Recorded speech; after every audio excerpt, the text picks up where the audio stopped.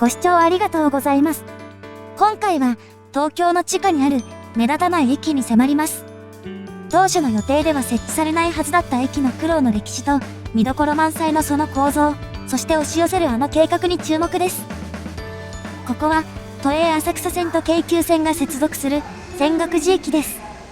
ホーム2つと線路4本の構内ですが、内側2線が浅草線、そして外側2線が京急線で、系統別に使う線路が分かれています。一番左の線路を見ると、壁面のラインカラーは浅草線の色ですが、後から設置されたホームドアでは水色になっています。この先、線路は二手に分かれます。1番線の京急線からは羽田空港や三崎口などへの直通列車があり、速達列車がバンバン走るのに対し、2番線の浅草線側は6駅先の三島込が終点。すべての列車が普通列車です。運転間隔も異なり、日中の京急線は5分間隔なのに対し、三島込方面は10分間隔。そのうち半数は、泉岳寺三島込間の折り返し列車です。なお、去年2月のダイヤ改正までは毎時9本で、さらにその前は毎時12本と、京急線方面と本数は同じでしたが、ここ数年で半減してしまいました。浅草線の路線図では三島込方面が一直線になっていますが、支線のような位置づけです。2番線の列車に乗って三島込方面へと向かいます。この泉岳寺駅をまとめた動画は概要欄から見てくださいね。これから向かうのが泉岳寺の隣にある駅です。線路は高さを上げていき、途中までは左側の京急線の線路と並走します。京急線は次の品川の手前で地上に出るのに対し、浅草線は地下を走り続け、この辺りでは冒頭のカットで一番右にあった京急線からの線路を乗り越えます。地下を走り続ける線路が地上から来た線路より上を走る変わった線路の配置です。それより変わっているのはこのトンネルの構造です。右カーブを2回挟んだ後、トンネルは箱型から円形になります。箱型トンネルは開削工法と呼ばれる地上から地盤を掘り下げてからトンネルを作り、それを埋め戻す工法でよく用いられる形状。それに対して円形トンネルはシールド工法と呼ばれる地面をマシンで掘り進む工法で用いられる形状であり、真上から掘れない民有地や深すぎる場所で採用されます。そして左カーブで高輪台駅が見えてきたかと思うと、線路の右側に謎の通路が登場。シールドトンネルの内側に保守用の通路を設ける例は多いですが、途中から現れるのは不思議です。高輪台駅はホーム部分の円形トンネルで、トンネル内に線路とホームが収まっています。この駅にもホームドアが設置されていますが、まだ本格稼働ではなく、ドアは開いたままです。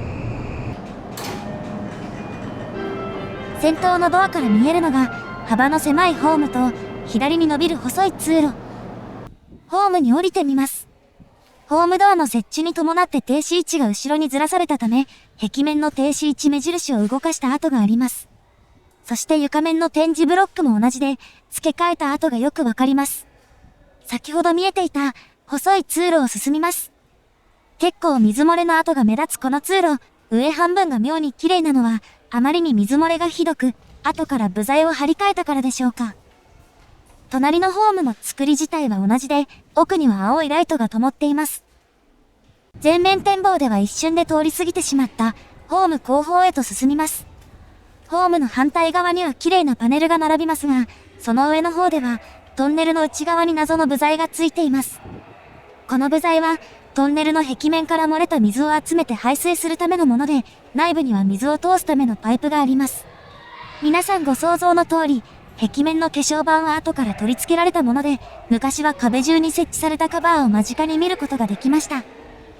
中央部に到達です。先ほどまでよりトンネルが大きく切り開かれています。スペースがあるのでベンチも置かれ、そしてここだけは天井がアーチ状に組まれて開放感があります。右手の案内板で駅構造を確認です。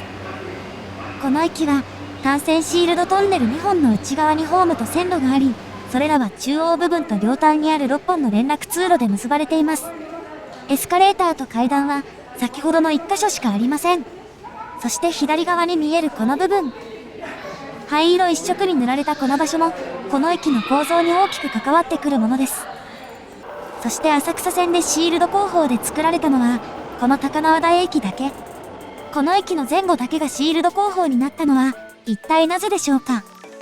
実はこの駅周辺は山手台地の一部を形成しており、前後の低地とは地表面の高さが25メートルも違っています。もちろん高輪台駅周辺も地表面から浅い場所に建設すべく、線路の勾配をきつくして地表面に追いつかせようとしたものの、法律で認められていた勾配が32ミルまでだったため、地面の勾配に追いつかず、地表面からの深さが20メートルほどになりました。泉岳寺寄りには民有地もあったこと、技術水準が未熟だったこともあり、地表から掘り下げる開削工法での建設ができず、都営地下鉄で初めてシールド工法が採用されました。泉岳寺寄りでは途中からシールドトンネルになりますが、反対の五反田寄りではホームのすぐ手前まで円形トンネルが続きます。この道路は幅も広く、開削工法でトンネルを作るのには理想的に見えますが、深すぎたためにシールド工法になっています。五反田駅で交差する山手線のホームから見ると、勾配のきつさがわかりますね。なお、駅間のシールドトンネルは、ホームを収めた部分とそれ以外の部分で同じサイズのままです。当初は場所に応じてマシンを付け替える方法も検討されましたが、立地条件や施工の難易度、コスト面や工期などを踏まえ、全体を大型のマシンで掘ることになったからです。なお、ホーム中央にあるアーチ状の天井は、両端を鏡張りにしたことで開放感がありますが、天井を張り上げて荷重を両側に逃がし、柱同士の間隔を広く取れるようにするのが目的です。そして当時まだ珍しかったシールド工法ということもあり、最初期の計画案には、高輪台駅の設置予定はありませんでした。今では20駅ある浅草線ですが、最初期の路線計画がこちら。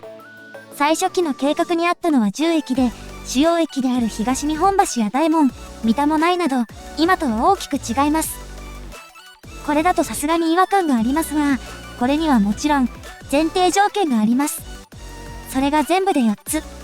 まず、終端駅、車庫分岐駅、路線分岐駅は必ず設けること。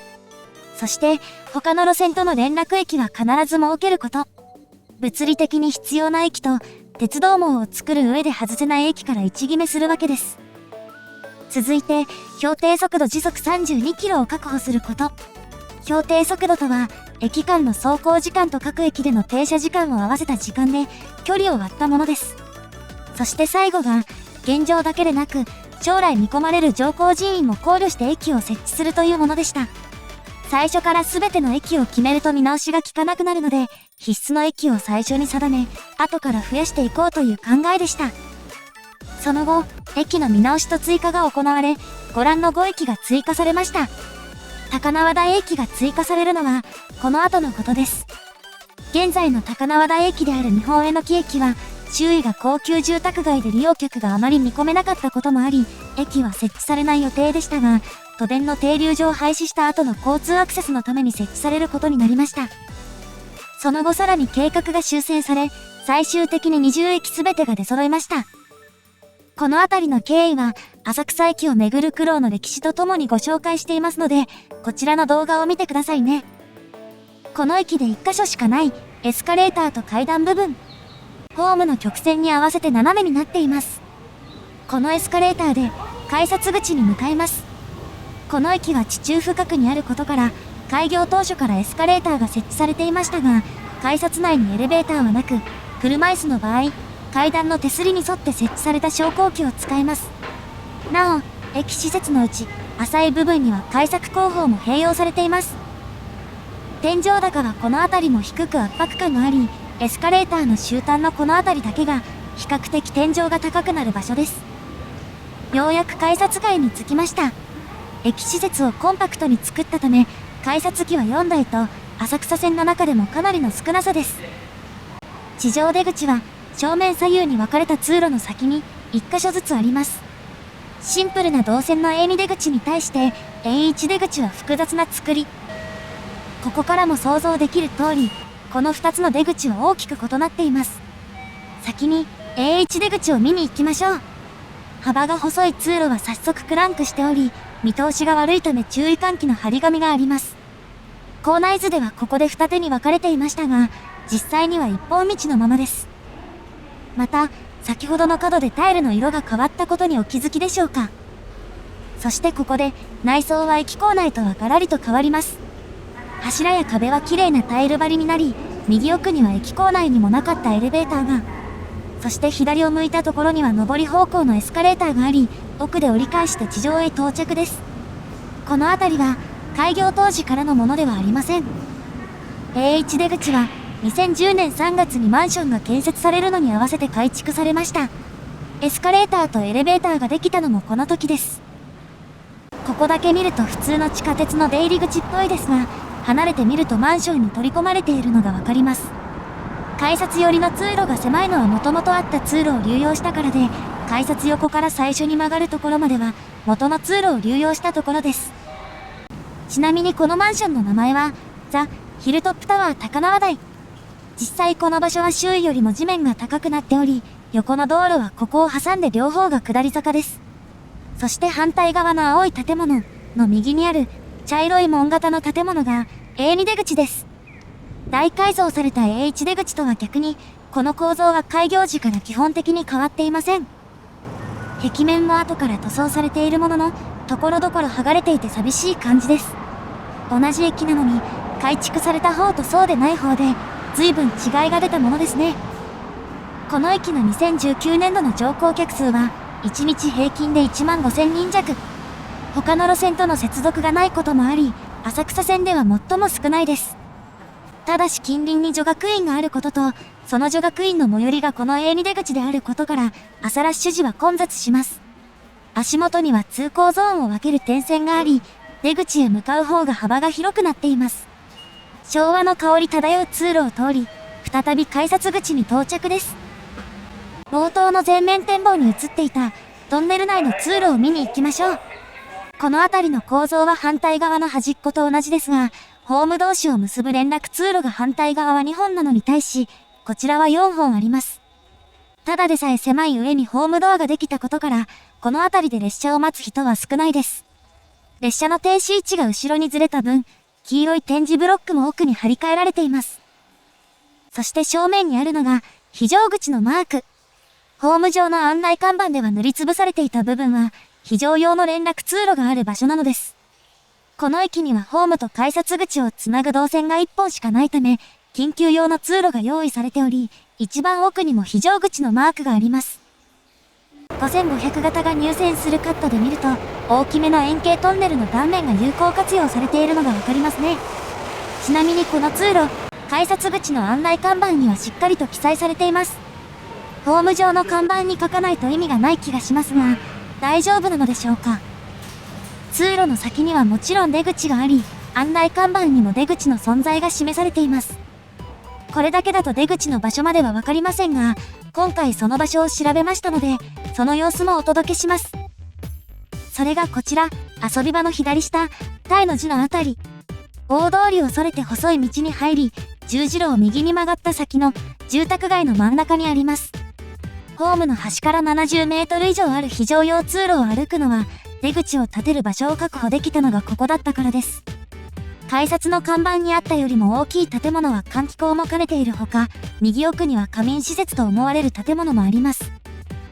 右奥の建物に通じる扉は中途半端に開いているものの、オレンジの扉の前は地面がすすけており、扉には非常口の文字、その上には地下鉄高輪台駅の文字があり、ここが確かに非常用通路の出口であることがわかります。建設当時の苦労が忍ばれる高輪台駅ですが、この駅、そして西馬込方面の区間も地道に変化し続けています。実は高輪台駅のホームドアは、泉岳寺から先の区間の各駅で初めて整備されたものです。ホームドアが本格稼働するのは、各種調整が終わった7月中旬。駅構内では、車両のドアについた QR コードの読み取り装置をつける作業なども残っています。浅草線では、東京五輪前に4駅で整備された後、押上方面に向かって整備が進んでいました。それが一段落したため、今度は高輪台から西馬込にかけても工事が進む予定です。次は隣の五反田駅での設置予定で、以前別の動画でご紹介した深夜の回送列車を正面から捉えられるカットも間もなく見納めです。目立たない区間なので足を運ぶ機会は少ないですが、羽田空港や品川駅からも割と行きやすい場所にあるので、浅草線唯一のシールド工法で作られた変わった駅に、ちょっと寄り道してみてはいかがでしょうか。ご視聴ありがとうございました。